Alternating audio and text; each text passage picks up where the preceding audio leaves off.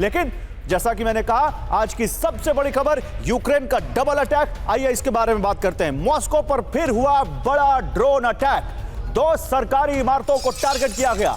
3 में से 2 drone attack में कामयाब हुए। एक ड्रोन को रूसी डिफेंस ने मार गिराया। और तस्वीरें देखिए, वॉर शुरू होने के बाद 7वीं बार मॉस्को पर यह अटैक किया गया है और यह अटैक यूक्रेन ने किया है। ये तस्वीरें बताती हैं कि मॉस्को तक यूक्रेन अब कुछ इस तरह से अपनी उपस्थिति दर्ज करा रहा है।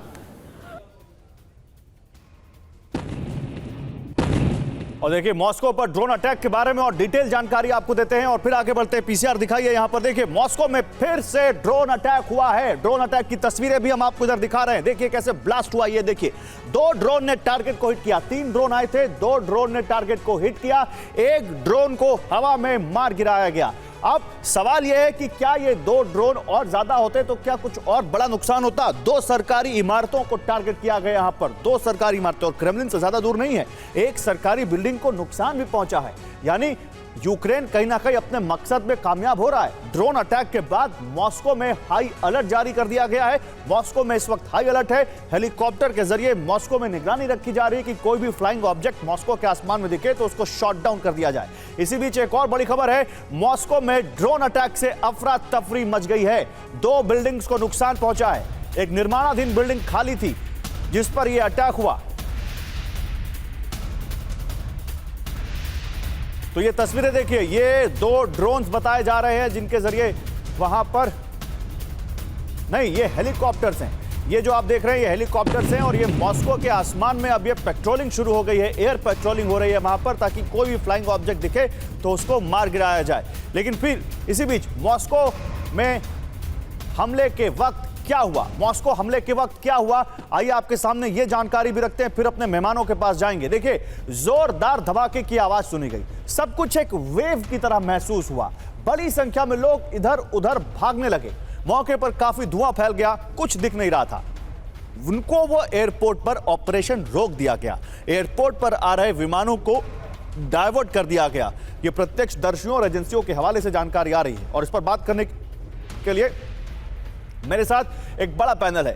मेजर जनरल जीडी बख्शी साहब एज डिफेंस एक्सपर्ट ज्वाइन कर चुके हैं। ग्रुप कैप्टन विनोद ऑगस्टिन हमें ज्वाइन कर चुका है as defence expert. Professor Rajan Kumar विदेश मामलों के जानकार हमें ज्वाइन कर चुके हैं। और मनीष झा हमारे संवाददाता जो कई बार मॉस्को से आपके लिए ग्राउंड रिपोर्ट्स लेकर आ चुके हैं, वो ज्वाइन कर चुके हैं। आप सभी का स्वागत है। और मनीष, सबसे पहले आपके पास ये ड्रोन अटैक के बारे में जानकारी दीजिए। अभी क्या स्टेटस है, क्या वहां इस बारे में जानकारी मिल पाई? बिल्कुल गौरव, देखिए सबसे पहले तो मैं बताऊंगा कि मॉस्को में रहने वाले बहुत सारे भारतीय मुझे कॉल करके ये पूछ रहे हैं कि क्या करें, मॉस्को में रहना है या नहीं रहना है। हो सकता है ये उनका ओवर एस्टिमेट है, लेकिन आप फिर भी सोचिए कि पैनिक तो फैला है ना केवल भारतीय लोगों में बल्कि रूस में, खास करके मॉस्को में रहने वाले लोगों में। मुझे याद है कि जब मैं पहली बार मॉस्को पहुंचा था तो सबने कहा था कि मॉस्को दुनिया का सबसे सुरक्षित जगह है, लेकिन आज की तारीख में आप ये नहीं कह सकते। वहीं दूसरी बात अगर आप देखिए तो जैसा कि राष्ट्रपति पुतिन ने कुछ घंटे पहले ये बात कही है कि हम एक के बाद एक ऐसे सिक्योरिटी मेजर्स को अपना रहे हैं ताकि इस तरह की घटनाएं ना घटे, और इसके लिए जहां से ड्रोन उड़ रहा है हम उन जगह को अटैक कर रहे हैं। लेकिन मॉस्को में जो ड्रोन आ रहे हैं, मुझे डाउट है कि वो यूक्रेन की सीमा के उस पार से आ रहे हैं, बल्कि वो मॉस्को के आसपास से ही आ रहे हैं। कुछ लोग गाड़ियों में भरकर लाते हैं, 1-2 ऐसी घटनाएं भी घटी है, और फिर यहाँ असेंबलिंग होती है और फिर पास से उड़ाया जाता है। लो राइज में वो फ्लाई करते हैं, इसीलिए वो एयर डिफेंस सिस्टम या रडार के निशाने में नहीं आते। तो इस तरह की सर्कमस्टांसेस है, लेकिन फिर भी क्रेमलिन पर भारी दबाव है। क्रेमलिन को यह सुनिश्चित करना पड़ेगा कि मॉस्को के लोग निश्चिंत होकर सो सकें, और ऐसी स्थिति में हो सकता है कि कीव पर, लवीव पर आपको भारी अटैक देखने को मिल सकता है। पुतिन का बदला दिखाई दे सकता है आपको। ठीक है, मैं आता हूं आपके पास, लेकिन आपने कहा कि ये ड्रोन जो हैं ये यूक्रेन से उड़कर नहीं आ रहे हैं, तो हमारे साथ ग्रुप कैप्टन विनोद ऑगस्टिन है, उनसे ही बात कर लेते हैं।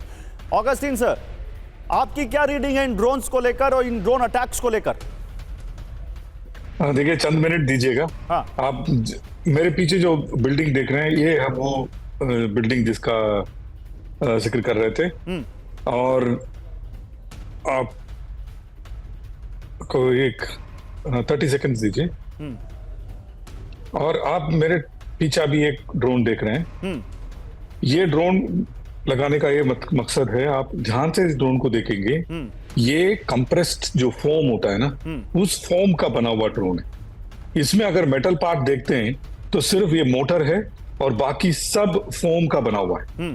और जैसे मनीष कह रहे हैं, ये इसका रेंज इतना नहीं है कि यूक्रेन से उड़ करके ये आके मॉस्को पे अटैक करे।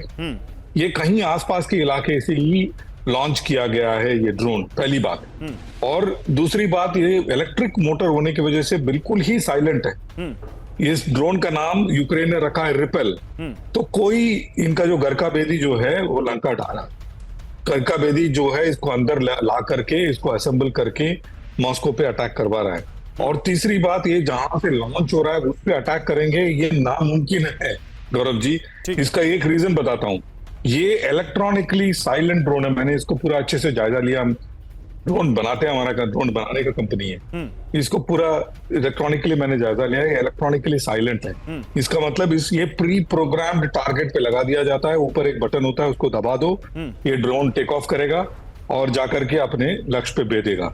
जिसने लॉन्च किया वो हाथ धो करके वहीं से भाग गया।